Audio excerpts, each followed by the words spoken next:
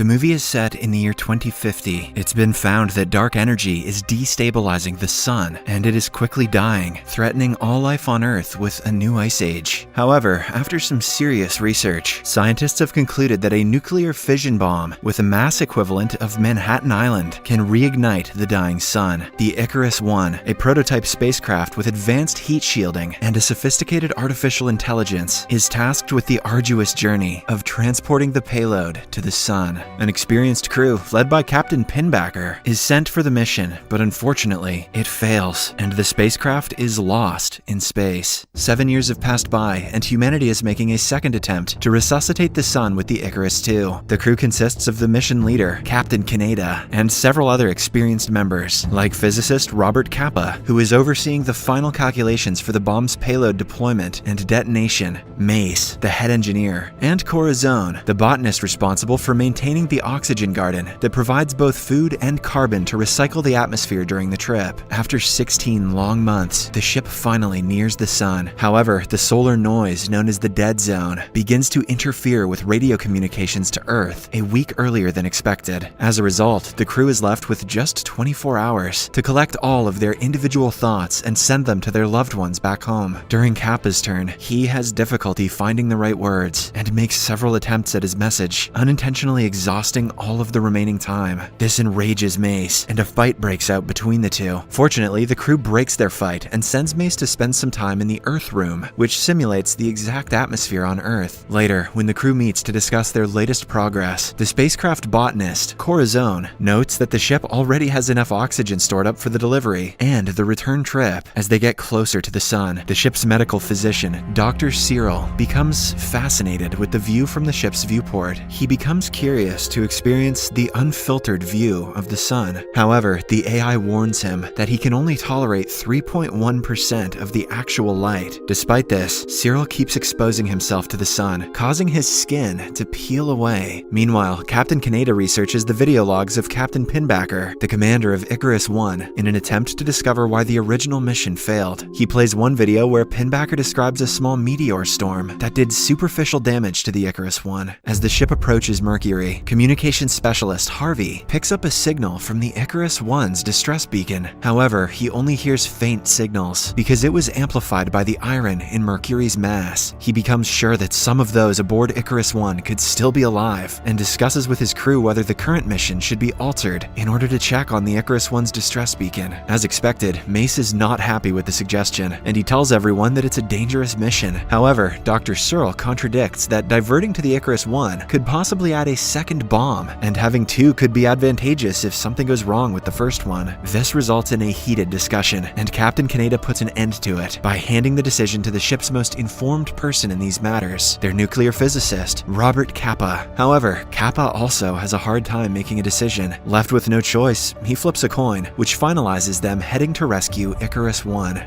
What? No, you're not Two-Face, you're Scarecrow. The crew is forced to oblige, and the ship's navigator Trey plots the course. He checks it 3 separate times and becomes sure that he has been accurate. Trey then shifts the Icarus II's course to intercept the Icarus I. However, in the many calculations, Trey misses one: the need to readjust the heat shield that protects the ship from the sun's radiation. Sounds important. How did he miss that? This error is discovered when there is an emergency declared by the computer after slight damage to the heat shield. Unfortunately, the true extent of the damage can only be assessed and repaired by leaving the ship and working out in space. Captain Kaneda and Capa volunteer for the dangerous mission and start the necessary preparations. As the two exit the ship in EVA suits to begin repairs, the pilot, Cassie, reorients the Icarus II in order to provide the two spacewalking astronauts as much shade as she can. She does this despite knowing that it will result in the loss of the 2 communications towers needed to return to Earth later. In no time, the tips of the comm towers burn up as they continue to revolve around the living quarters, in and out of the sunlight. Consequently, Cassie unwittingly sets off another chain of events when the still revolving and burning remnants of the communications tower causes a beam of sunlight to deflect towards the center of the ship and onto the oxygen garden. Soon, a fire breaks out that burns down the garden and threatens to engulf the entire ship. Corazon quickly rushes to a rapidly burning garden and requests entry, thinking that she can save it. However, Mace weighs up the situation and realizes that the mission sun, and the ship will be lost unless drastic action is taken. So, he orders the computer to release all the stored oxygen in the tanks to provide such an enormous boost to the fire that it will literally blow itself out. He also realizes that this will completely destroy the garden.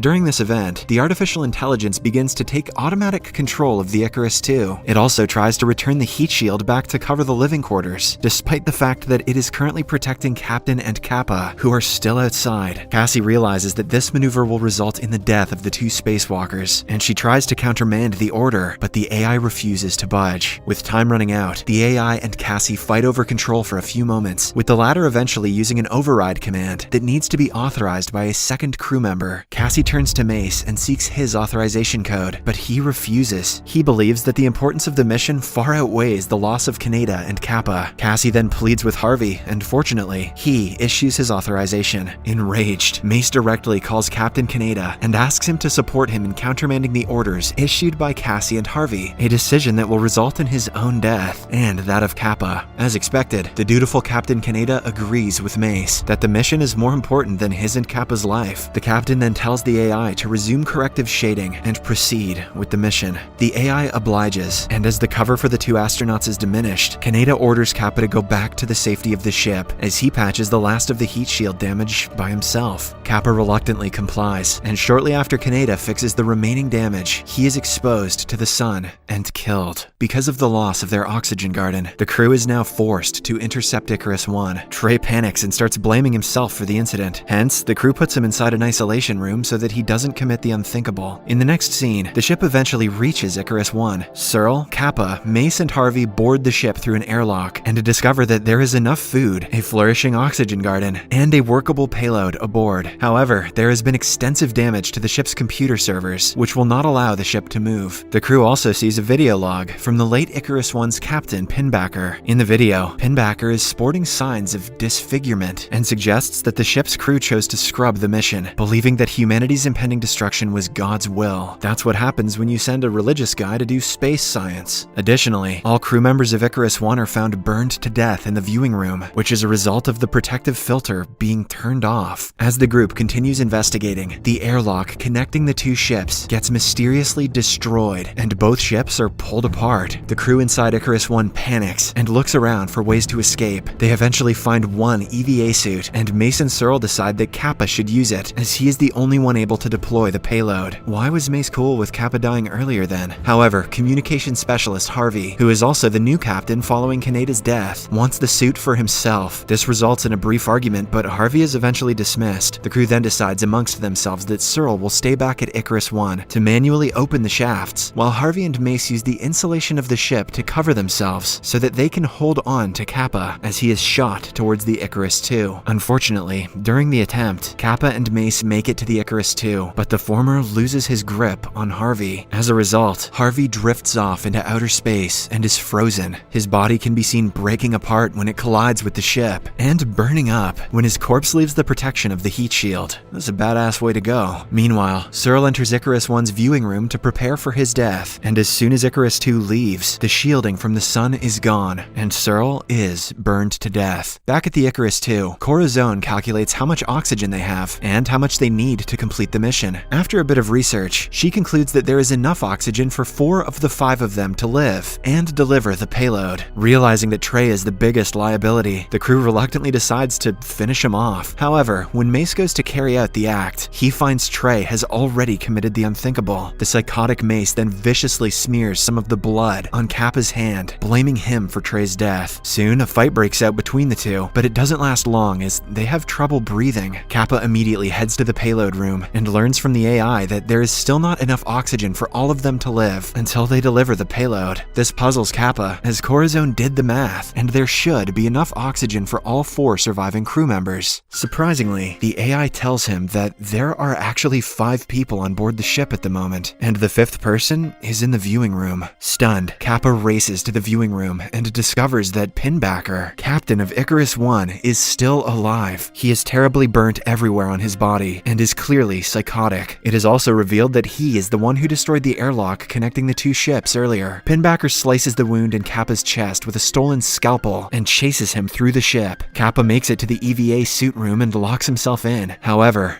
Pinbacker pulls the safety lever and traps him in the room. The lunatic then removes the Icarus II's computer servers from their coolant, causing the entire ship to shut down. Here, it is revealed that he did the same on his own ship, and that is how his crew died. Unbeknownst to all of this, Corazon finds a tiny seedling growing out of the burnt soil in the burned-out oxygen garden. This gives her and the mission hope of not just survival, but even returning to Earth. Excited, she calls out for Kappa and Cassie, but ends up attracting the attention of Pinbacker, who brutally murders her. Elsewhere, Mace goes into the cooling unit to fix the Icarus II's mainframe by immersing himself in the coolant. He somehow manages to get the power back on, but in the process, becomes severely frostbitten. On the other hand, Pinbacker starts going after Cassie. He chases her throughout the ship, prompting her to hide in the nuclear payload. Meanwhile, trapped in the EVA suit room, Kappa talks to Mace before he dies. Mace, in agony from the freezing coolant, tells Kappa not to worry, because he's going to wake up in New York City in about 70 years. Wait, what?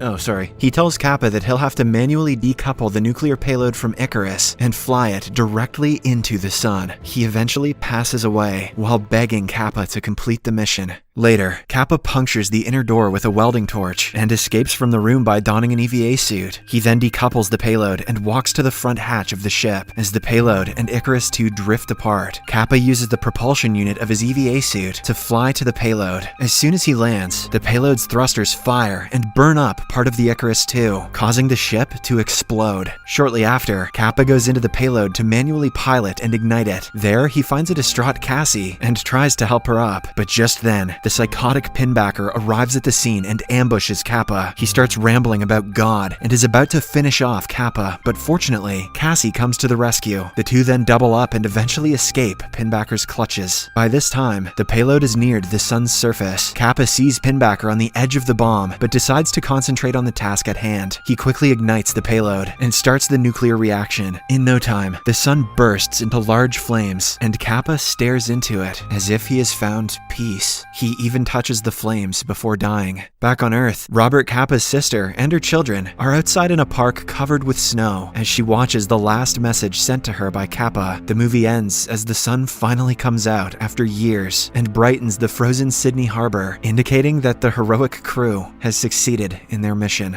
Subscribe for more videos like this, turn on notifications, and leave a like to help the channel out. Thank you for watching.